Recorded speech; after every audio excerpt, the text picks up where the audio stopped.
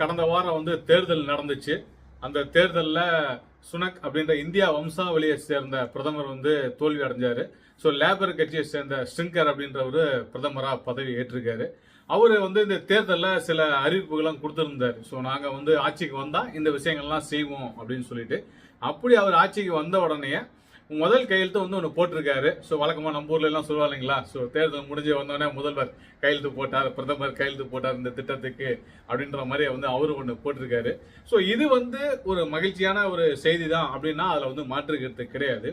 ஆனா என்ன விஷயம் அப்படின்னா, இந்த அறிவிப்பை வச்சுக்கிட்டு இப்போ ஒரு மிஸ்யூஸ் நடந்துட்டு இருக்கு.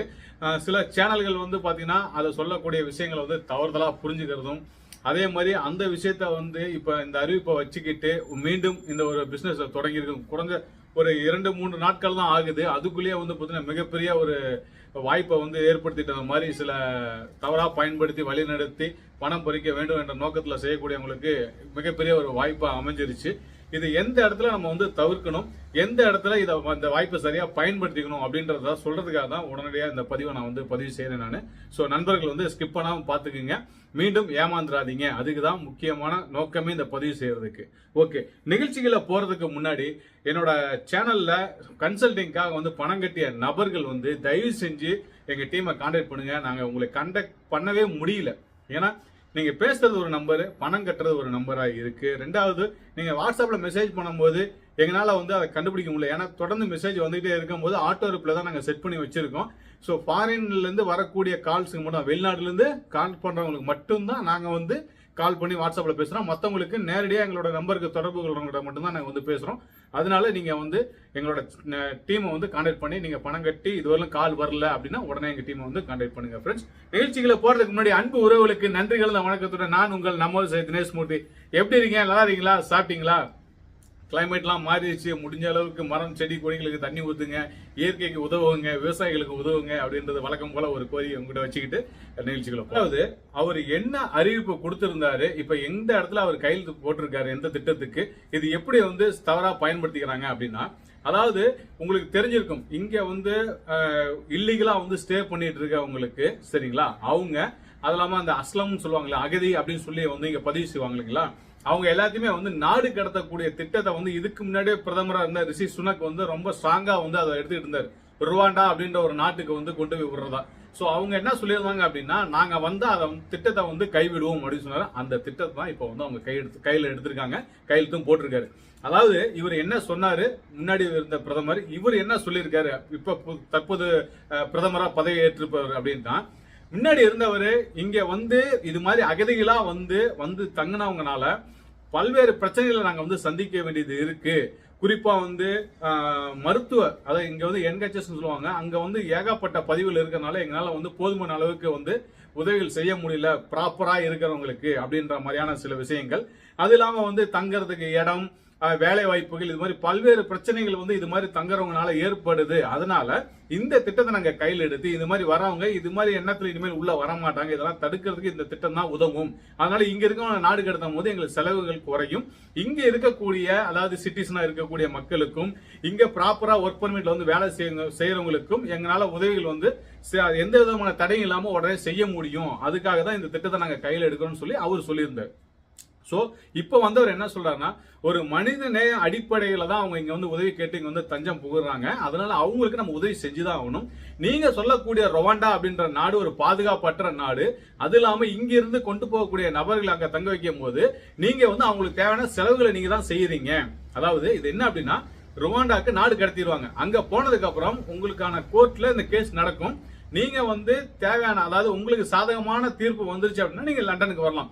சாதகமான தீர்ப்பு வரல அப்படின்னா ஒண்ணு உங்க சொந்த நாடுகளுக்கு நீங்க போயிடணும், இல்ல அப்படின்னா ருவாண்டாலே நீங்க வந்து இருந்துக்கலாம் அப்படின்றதான் வந்து அந்த நடைமுறை. இப்ப இவர் என்ன சொல்லியிருக்காரு அப்படின்னா, இனிமேல் வந்து அது மாதிரி திட்டத்தை நாங்க உடனே கைவிடுறோம். சோ அதனால நீங்க இங்க விசிட்டிங் விசால வந்தவங்களோ, டூரிஸ்ட் விசால வந்து இருக்கவங்களோ, இல்ல வந்து கடல் வழியா உள்ள வந்தவங்க, இது பொதுவா இது அதிகமா வரக்கூடிய நபர்கள் அவங்க சொல்லக்கூடியது வந்து பாத்தீங்கன்னா, பொதுவா இலங்கை தமிழர்களை வந்து நம்ம வந்து அதிகமா சொல்லுவாங்க. அதே மாதிரி இந்தியாவில இருந்தும் சில நபர்கள் வந்து இது மாதிரி வரக்கூடியவங்களும் இருக்காங்க. இதை தாண்டி மற்ற நாடுகள்ல இருந்து இருக்கவங்க, பக்கத்து நாடுல இருக்கக்கூடிய ஆப்பிரிக்கன்ஸ் எல்லாம் இருக்கவங்க, ஒரு சில நபர்கள் இது மாதிரி உள்ள வராங்க. சோ அதனால இதை தடுக்கிறதுக்கான வழிகள் நம்ம பார்ப்போம். அதே சமயத்துல உள்ள வந்தவங்களை இனி நாடு கடத்த மாட்டோம். உள்ள இருக்கவங்க இப்ப அஸ்லம் அடிக்கிறீங்கன்னா அடிச்சுக்கலாம், ஸோ நான் வந்து என் ஊர்ல பாதுகாப்பு இல்லை, அதனால இங்க வந்து தஞ்சம் வந்திருக்கேன்னு சொல்லிட்டு அவங்க வந்து அஸ்லம் அடிப்பாங்க. அந்த தீர்ப்பு வர வரலாம் அவங்க வந்து இருக்கலாம் இங்க. ஸோ அதுக்கான வாய்ப்பு வந்து இருக்கு. சில கவர்மெண்ட்ல வந்து பாத்தீங்கன்னா அதுக்கான சில மந்த்லி வந்து அவங்களோட எக்ஸ்பென்ஸுக்கு பணம் கொடுக்கறது, தங்கறது இடம் கொடுக்குறது, இந்த மாதிரி விஷயங்கள்லாம் பண்ணுவாங்க. அதுக்கப்புறம் அவங்களுக்கு வேலை போறதுக்கு பர்மிட் இதெல்லாம் கொடுப்பாங்க. ஆனா இப்ப இதுல என்ன நடந்திருக்கு அப்படின்னா, இந்த திட்டம் வரக்கூடிய ஒரு திட்டம் தான். ஏன்னா இங்க வந்திருக்கக்கூடிய நமது உறவுகள்லாம் வந்து பாத்தீங்கன்னா ஏதோ ஒரு நோக்கத்துக்காக உள்ள வராங்க.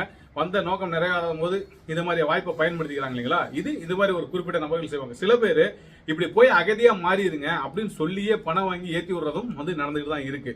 இதுல வந்து தெரிஞ்சுக்க வேண்டிய விஷயங்கள், நீங்க புரிஞ்சுக்க வேண்டிய விஷயங்கள் என்ன அப்படின்னா, உள்ள இனி இப்படி வரதுக்கு ஒரு வாய்ப்பு இருக்குன்னு சொல்லி இப்பயே வந்து மார்க்கெட்டிங் ஸ்டார்ட் பண்ணிட்டாங்க. அதுக்கு சில நபர்கள் வந்து உடந்தையா இருக்காங்க அப்படின்றத பார்க்கும்போது மனசுக்கு வருத்தமா தான் இருக்கு. சோ அதை நம்ம தடுக்க முடியாது, சரிங்களா?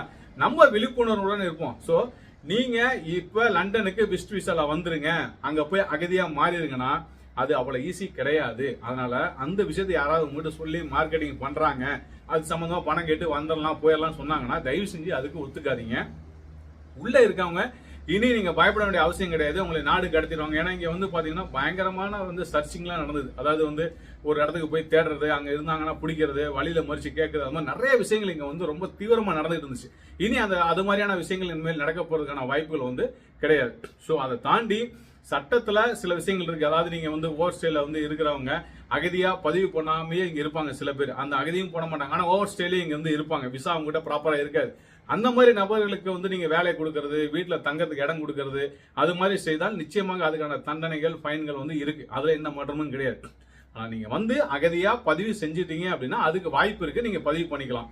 பதிவு பண்ணோன்னா அதுக்கான ப்ராசஸ் ஸ்டார்ட் ஆயிரும். ஆனா உங்களுக்கு ஜட்ஜ்மெண்ட்ல தான் அதுக்கான தீர்வே தெரிய வரும். அதாவது ஓகே இவர் அகதியா, நான் வந்து இவர் சொன்ன காரணத்தை ஏத்துக்கிட்டு இவர் அகதி அப்படின்றத நான் கொடுத்துறேன் அப்படின்னும் போது உங்களுக்கு அடுத்து ஒர்க் பர்மிட், பிஆர் வரல எல்லாமே போகும். அதுல எந்த மாற்றமும் கிடையாது. ஆனா அகதி அப்படின்ற அந்த உரிமையை நீங்க பெறுறதுக்கு தேவையான தகவலை நீங்க கொடுக்கல, அதனால உங்களை நான் ரிஜெக்ட் பண்றேன் அப்படின்னு சொல்லிட்டாரு அப்படின்னா வாய்ப்புகள் கிடையாது. நீங்க வந்து பேக் டு பெவிலியன், திருப்பி ஊருக்கு, சொந்த ஊருக்கு போய் ஆகணும். ஸோ அதனால அறிவிப்புன்றது வந்து இருக்கவங்களுக்கு மகிழ்ச்சியான விஷயம் தான். ஆனா இந்த விஷயத்தை வச்சுக்கிட்டு கவர்மெண்ட் சொல்லிட்டாங்க அதனால நம்ம எல்லாம் போயிடலாம் அப்படின்னு சொல்லி தயவு செஞ்சு யாரும் பணம் செலவு செஞ்சு இங்க வர வேண்டாம். அதுக்கான இங்க வந்தீங்கன்னா பிரச்சனைகளை சந்திக்க வாய்ப்புகள் ரொம்ப அதிகமா இருக்கு. அதனால அந்த விஷயங்களை நீங்க கையில எடுக்க வேண்டாம். விசிட் விசால போயிட்டு அங்க வேலை எடுக்கிறதுக்கு, அகதியா மாறுறதுக்கு, பிஆர் எடுக்கிறதுக்கு எவ்வளவு ஈஸியான வழிகள் இருக்கு அப்படின்றத அடுத்த பதிவுல எந்த நாடு அப்படின்றது எல்லாமே நான் குறிப்பிட்டு ஒரு பதிவு தரேன் நான். ஸோ அதுவும் முயற்சி பண்றவங்க, அதாவது அந்த முயற்சி எதுக்கு எடுக்கணுமோ அவங்க மட்டும் தான் எடுக்கணும். எல்லாருமே எல்லா திறமைகள் இருக்கு, எல்லா வாய்ப்புகள் இருக்கவங்களும் அந்த விஷயத்தை வந்து செய்யாதீங்க. அதுதான் நம்மளோட நோக்கம். அந்த பதிவுல டீட்டெயிலா நான் வந்து கொடுக்குறேன் நான். ஸோ இப்போ சொன்ன விஷயங்களை மனசு வச்சுங்க. தவறான விஷயத்துல போய் நுழைஞ்சிடாதீங்க, போய் ஏமாந்துடாதீங்க. எந்த தகவலாக இருந்தாலும் இது சம்பந்தமா தேவைப்பட்டுச்சு அப்படின்னா என்னோட குழுவை நீங்க வந்து கான்டாக்ட் பண்ணுங்க ஃப்ரெண்ட்ஸ். ஸோ நான் சொன்ன தகவல் உங்களுக்கு ரொம்ப யூஸ்ஃபுல்லா இருக்கும்னு நினைக்கிறேன். வரக்கூடிய நேரத்தில் இதே மாதிரி பல சுவாரஸ்யமான வேலைவாய்ப்பு சம்பந்தமான தகவல், இது மாதிரியான விழிப்புணர்வு ஏற்படுத்தக்கூடிய சில தகவலை நான் வந்து உங்களுக்கு பதிவு செய்யறேன் ஃப்ரெண்ட்ஸ். இந்த நிகழ்ச்சியில் விடைபெறுவது நான் உங்கள் நம்ம விவசாயி தினேஷ் மூர்த்தி. நன்றி, வணக்கம்.